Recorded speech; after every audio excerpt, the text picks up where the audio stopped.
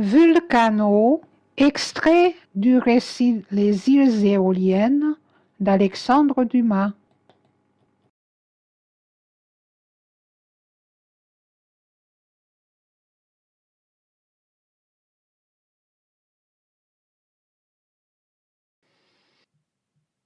Vulcano. Un détroit large de 3000 à peine sépare Lipari de Vulcano. Nous fîmes ce trajet grâce à l'habileté de nos rameurs en moins de 40 minutes. Il est impossible même à la peinture de donner une idée de cette terre convulsionnée, ardente et presque en fusion.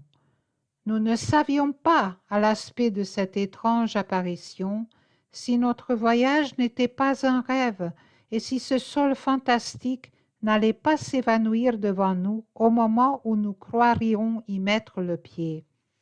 Heureusement, nous étions bien éveillés et nous abordâmes enfin sur cette terre si étrange qu'elle fut. Notre premier soin, en sautant sur le rivage, fut de nous informer auprès de 2 ou 3 hommes qui étaient accourus à notre rencontre où nous trouverions les fils du général Nunziante. Non seulement on nous montra à l'instant même la maison qu'ils habitaient et qui au reste est la seule de l'île, mais encore un des hommes à qui nous nous étions adressés courut devant nous pour prévenir les 2 frères de notre arrivée. Un seul était là pour le moment, c'était l'aîné. Nous vîmes venir au-devant de nous un beau jeune homme de 22 à 24 ans qui, avant même que je lui eusse dit mon vrai nom, commença par nous recevoir avec une charmante affabilité. Il achevait de déjeuner et nous offrit de nous mettre à table avec lui. Malheureusement, nous venions précautionnellement d'en faire autant il y avait 1 heure.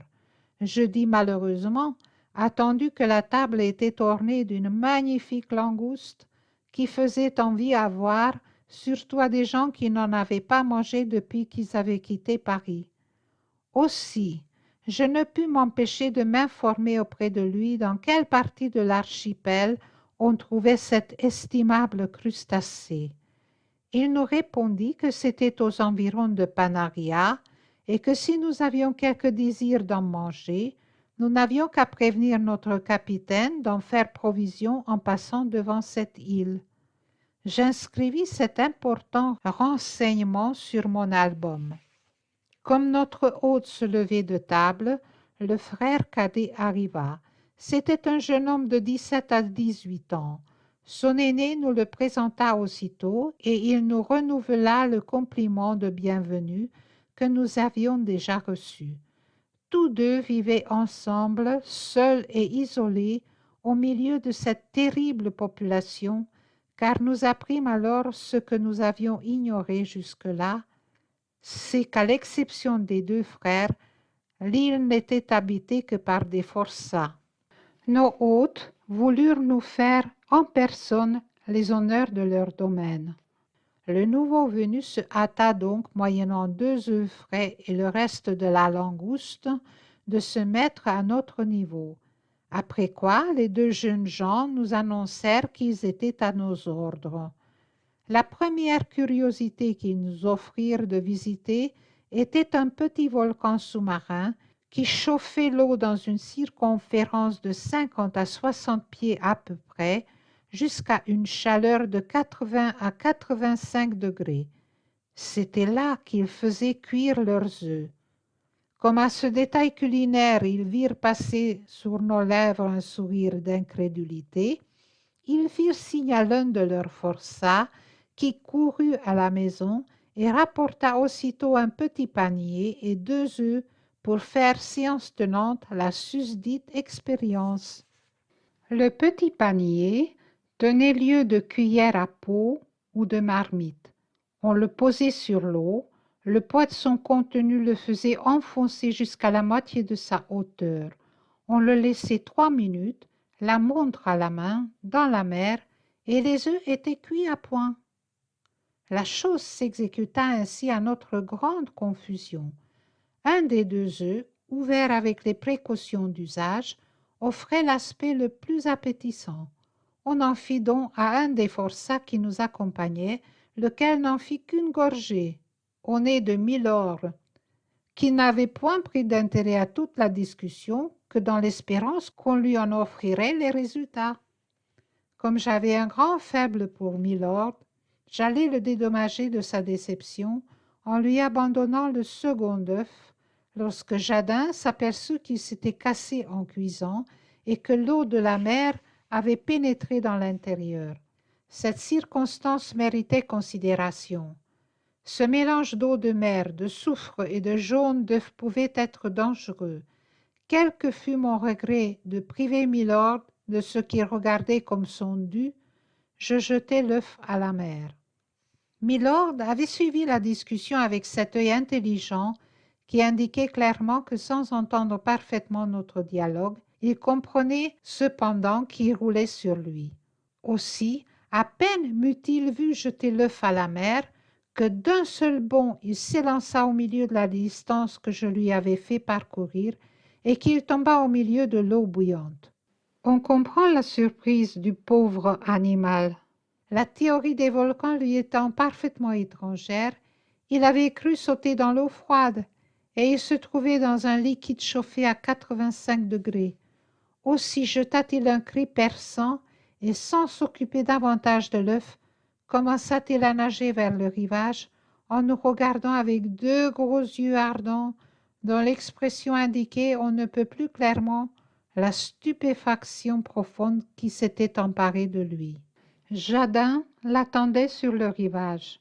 À peine y eut-il mis le pied qu'il le prit aussitôt dans ses bras et courut de toutes ses forces à 50 pas de là pour le tremper dans l'eau froide. Mais Milord, en sa qualité de chienne échaudée, n'était pas le moins du monde disposé à faire une nouvelle expérience. Une lutte des plus violentes s'engagea entre lui et Jadin, et pour la première fois de sa vie il se permit d'entamer d'un coup de croc la main de son auguste maître. Il est vrai qu'à peine fut-il dans l'eau froide qu'il comprit si bien l'étendue de ses torts que soit qu'il éprouva un grand soulagement au changement de la température, soit qu'il craignit en regagnant la terre de recevoir la correction méritée, il refusa constamment de sortir de la mer. Comme il n'y avait aucun danger qu'il se perdît, vu qu'il n'était pas assez niais pour essayer de gagner Lipari, Silla ou Messine en nageant, nous le laissâmes s'ébattre en pleine eau et nous abandonnâmes le rivage pour nous enfoncer dans l'intérieur de l'île. Mais alors ce que nous avions prévu arriva.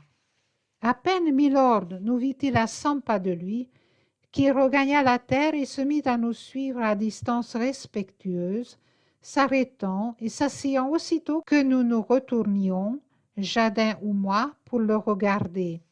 Manœuvre qui indiquait à ceux qui étaient au courant de son caractère la plus suprême défiance. Comme la défiance est la mère de la sûreté, nous perdîmes bientôt toute inquiétude à son endroit et nous continuâmes d'aller en avant. Nous commencions à gravir le cratère du premier volcan et à chaque pas que nous faisions, nous entendions la terre résonner sous nos pieds comme si nous marchions sur des catacombes. On n'a point idée de la fatigue d'une pareille ascension à 11 heures du matin sur un sol ardent et sous un soleil de feu. La montée dura 3/4 d'heure à peu près, puis nous nous trouvâmes sur le bord du cratère. Celui-là était épuisé et n'offrait rien d'autrement curieux. Aussi nous acheminâmes-nous aussitôt vers le second, situé à 1 millier de pieds au-dessus du premier et qui est en pleine exploitation. Pendant la route, nous longeâmes une montagne pleine d'excavations. Quelques-unes de ces excavations étaient fermées par une porte et même par une fenêtre. D'autres ressemblaient purement et simplement à des tanières de bêtes sauvages. C'était le village des forçats. 400 hommes à peu près habitaient dans cette montagne, et selon qu'ils étaient plus ou moins industrieux ou plus ou moins sensuels, ils laissaient leur demeure abrupte ou essayaient de la rendre plus confortable. Après une seconde ascension, d'1 heure à peu près, nous nous trouvâmes sur les bords du second volcan, au fond duquel, au milieu de la fumée qui s'échappait de son centre, nous aperçûmes une fabrique, autour de laquelle s'agitait une population tout entière. La forme de cette immense excavation était ovale et pouvait avoir 1000 pas de longueur dans son plus grand diamètre. On y descendait par une pente facile de forme circulaire produite par l'éboulement d'une partie des scories et assez douce pour être praticable à des civières et à des brouettes. Nous fûmes près de 20 minutes à atteindre le fond de cette immense chaudière. À mesure que nous descendions, la chaleur du soleil combinée avec celle de la terre augmentait. Arrivés à l'extrémité de la descente, nous fûmes forcés de nous arrêter un instant, l'atmosphère était à peine respirable. Nous jetâmes alors un coup d'œil en arrière pour voir ce qu'était devenu Milord. Il était tranquillement assis sur le bord du cratère et craignant sans doute quelque nouvelle surprise dans le genre de celle qu'il venait d'éprouver, il n'avait pas jugé à propos de s'aventurer plus loin. Au bout de quelques minutes, nous commencions à nous familiariser avec les émanations sulfureuses qui s'exhalent d'une multitude de petites gerçures, au fond de quelques-unes desquelles on aperçoit la flamme. De temps en temps, cependant, nous étions forcés de nous percher sur quelques blocs de lave pour aller chercher à une quinzaine de pieds au-dessus de la terre un air un peu plus pur. Quant à la population qui circulait autour de nous, elle était parvenue à s'y habituer et ne paraissait pas en souffrir. Nunziante eux-mêmes étaient parvenus à s'y accoutumer, tant bien que mal, et y restaient quelquefois des heures entières au fond de ce cratère sans être incommodés de ce gaz qui au premier abord nous avait paru presque insupportable. Il serait difficile de voir quelque chose de plus étrange que l'aspect de ces malheureux forçats. Selon qu'ils travaillent dans des veines de terre différentes, ils ont fini par prendre la couleur de cette terre. Les uns sont jaunes comme des canaris, les autres rouges comme des hurons, ceux-ci enfarinés comme des paillasses, ceux-là bistrés comme des mulâtres. Il est difficile de croire, en voyant toute cette grotesque mascarade, que chacun des hommes qui la composent est là pour quelque vol ou pour quelque meurtre. Nous nous étions particulièrement attachés à un petit bonhomme d'une quinzaine d'années, à la figure douce comme celle d'une jeune fille. Nous nous informâmes de ce qu'il avait fait. Il avait, à l'âge de 12 ans, tué d'un coup de couteau un domestique de la princesse de la Cattolica. Après avoir passé en revue les hommes qui avaient d'abord absorbé toute notre attention, nous examinâmes le sol. À mesure que se rapprochait du centre du cratère, il perdait de sa solidité, devenait tremblant comme la houille d'un marais, puis enfin menaçait de manquer sous les pieds. Une pierre de quelque pesanteur, jetée au milieu de ce terrain mouvant, s'y enfonçait et disparaissait comme dans de la boue. Après 1 heure d'exploration, nous remontâmes, toujours accompagnés de nos 2 jeunes et aimables guides, qui ne voulurent pas nous abandonner un seul instant. Seulement, au haut du cratère, ils se séparèrent. L'un nous quitta pour nous aller écrire quelques lettres de recommandation pour la Calabre, l'autre resta avec nous pour nous accompagner à une grotte que notre voisin le gouverneur avait eu le soin de recommander à notre attention. Cette grotte, effectivement fort curieuse, est située dans la partie de l'île qui fait face à la Calabre. C'est une étroite ouverture qui, après une quinzaine de pas, va en s'élargissant. On n'y pénètre qu'en marchant à 4 pattes dans les endroits faciles et en rampant dans les endroits difficiles. Encore, est-on bientôt obligé de revenir à l'orifice extérieur pour faire une nouvelle provision d'air respirable. quelques nouvelles instances que nous fissions à Milord, il refusa obstinément de nous suivre, et j'avoue que je compris son entêtement. Je commençais, comme lui, à me défier des surprises. Après 3 essais successifs, nous parvînmes enfin au fond de la grotte qui s'élève d'une dizaine de pieds et s'élargit d'une quinzaine de pas. Là, nous allumâmes les torches dont nous nous étions munis, et malgré la vapeur qui la remplissait, la caverne s'éclaira. Les parois étaient recouvertes d'ammoniac et de muriate de soude, et au fond bouillonnait un petit lac d'eau chaude.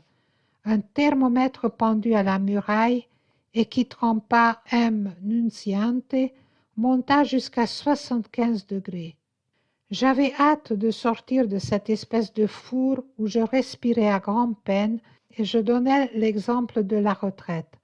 J'avoue que je revis le soleil avec un certain plaisir. Je n'étais resté que 10 minutes dans la grotte et j'étais mouillé jusqu'aux os. Nous regagnâmes notre débarcadère en suivant le rivage de la mer, dont Milord ne s'approcha jamais à plus de 25 pas. En arrivant à la maison, nous trouvâmes M. Nunziante qui achevait sa seconde lettre.